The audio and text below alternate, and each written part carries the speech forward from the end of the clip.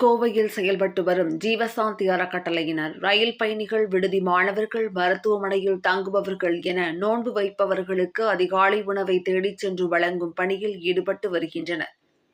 இதற்கான பணிகளை பார்வையிட்ட தமிழ்நாடு சிறுபான்மை ஆணைய உறுப்பினர் முகமது ரஃபி ஜீவசாந்தி குழுவினருக்கு பாராட்டுக்களை தெரிவித்தார்.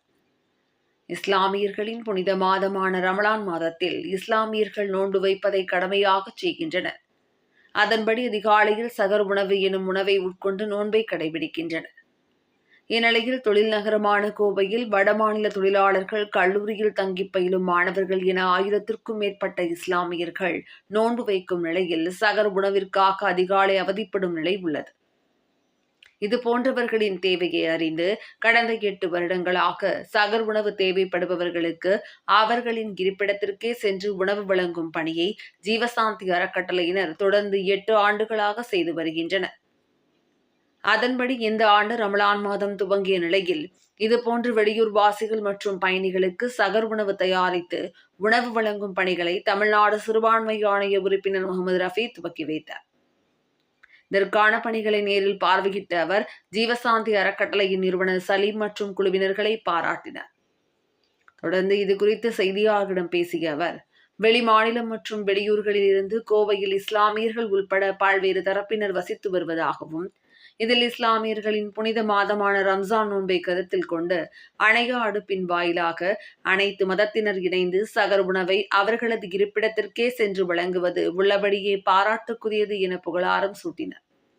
இந்நிகழ்ச்சியில் ஜீவசாந்தி சலீம், அஸ்ரப், சஹனாஸ், உமா, ஜெயந்தி, பல்சமய நல்லுறவு இயக்க நிர்வாகிகள் அபு தாகிர், இஸ்மாயில், அபு தாகிர், பூக்கடை சுலைமான், கோழிக்கடை செந்தில், கோவை தல்ஹா, டிஸ்கோ காஜா உள்பட பலர் உடனிருந்தனர்.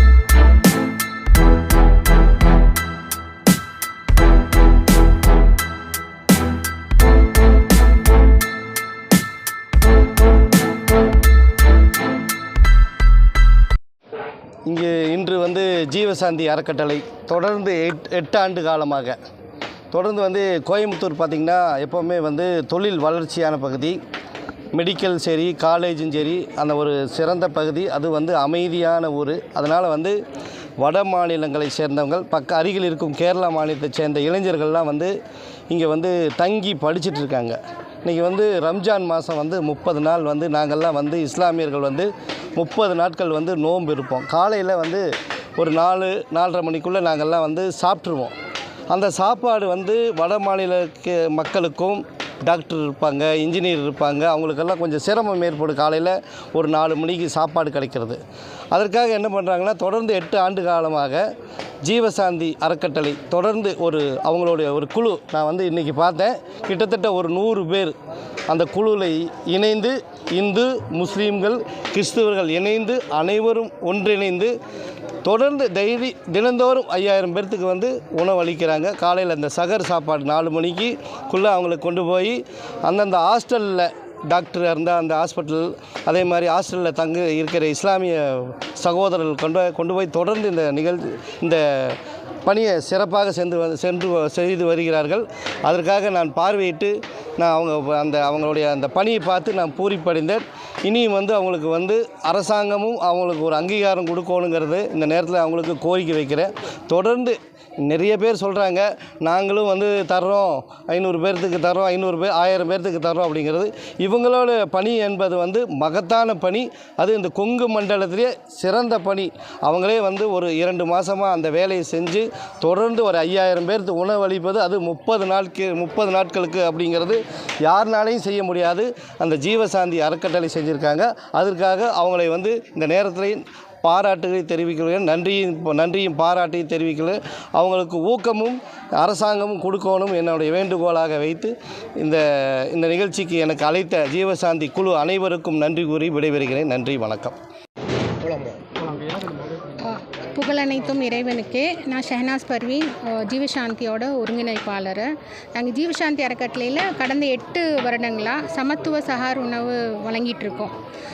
ஒரு 100-200லேருந்து ஸ்டார்ட் பண்ணது. இன்றைக்கி அல்ஹம்துலில்லாஹ் 6000 சாப்பாட்டுக்கு மேலே டெய்லியுமே வந்து யார் யாருமே பசியோடு வந்து உணவு நோன்பு வைக்கக்கூடாதுன்னு ஒரு அடிப்படையில் எல்லாத்துக்கும் அவங்க இருப்பிடம் தேடி, யார் கேட்குறாங்களோ அவங்க இருப்பிடம் தேடி நாங்கள் வந்து 15-20 குழுக்களாக பிரிஞ்சு நாங்கள் இதை வந்து உணவு வந்து விநியோகம் பண்ணிகிட்ருக்கோம். இந்த உணவு பார்த்திங்கன்னா மார்னிங்லேருந்தே ஸ்டார்ட் பண்ணிடுவோம். ஏன்னா இது மளிகை சாமான் எல்லாம் வாங்கணும், பண்ணணும். அதனால் ஆஃப்டர்நூன்லேருந்தே நாங்கள் எல்லாருமே நோன்பும் வச்சுருக்கோம். இது இல்லாமல் இதில் மெயின் என்னென்னா, அனைத்து மதங்களை சார்ந்தவங்களும் இதில் ஒருங்கிணைஞ்சு வேலை பண்ணிகிட்ருக்குறோம்.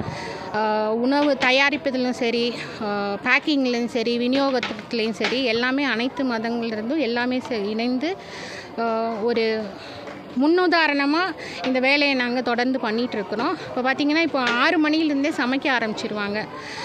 அதுக்கப்புறம் ஒரு 7-7:30க்கு ஒரு 100-150 பேர் இங்கே வந்து பேக்கிங்கு, லேடிஸ் எல்லாம் குழம்பு சட்னி எல்லாம் கட்டுற வேலையை பார்ப்பாங்க. குடும்பத்தோடு எல்லாம் வந்து இதில் வந்து கலந்துக்கிறாங்க.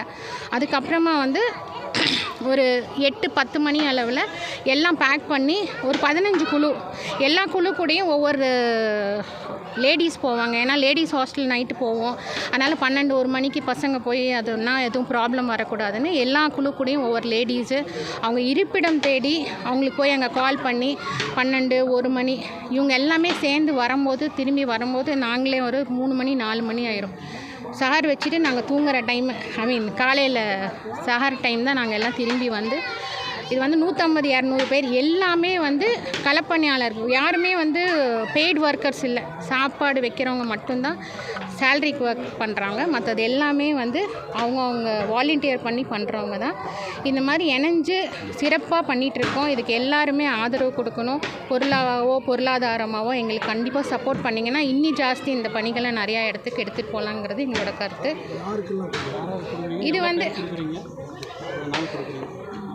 இது வந்து மெயினாக வந்து வெளி மாநிலங்கிறது இங்கே வந்து தங்கி படிக்கிற மாணவ மாணவிகள், அவங்களுக்கு வந்து காலையில் அந்த ஃப்ரெஷ் உணவுக்கு எங்கேயும் கிடைக்காது. அந்த மாதிரி இருக்கிறவங்க, ஹாஸ்பிட்டல்ஸில் வந்து நோயாளிங்களுக்கு கூட தங்கி இருக்கிறவங்க அவங்களும் நோன்பு நோப்பாங்க. பிரயாணிகள், அப்புறம் வெளியிலேருந்து உலமா பெருமக்கள் நிறையா பேர் வந்து இந்த பள்ளிவாசலுக்கு வந்து தங்கியிருப்பாங்க, அவங்களுக்கு. அப்புறம் இங்கேருந்து கிராஸ் பண்ணுறவங்களுக்கு, இந்த ட்ரெயின்லலாம் கிராஸ் பண்ணும்போதே நம்மளோட நம்பர்ஸ் கூப்பிட்டு இந்த ட்ரெயின் வருதுன்னு சொல்லுவாங்க, அங்கேயும் கொண்டு போய் கொடுத்துட்ருக்கோம்.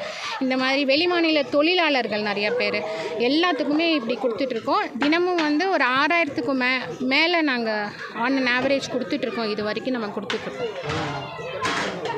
30 நாளுமே இந்த பணி வந்து சிறப்பாக நடைபெற்றுட்ருக்கு.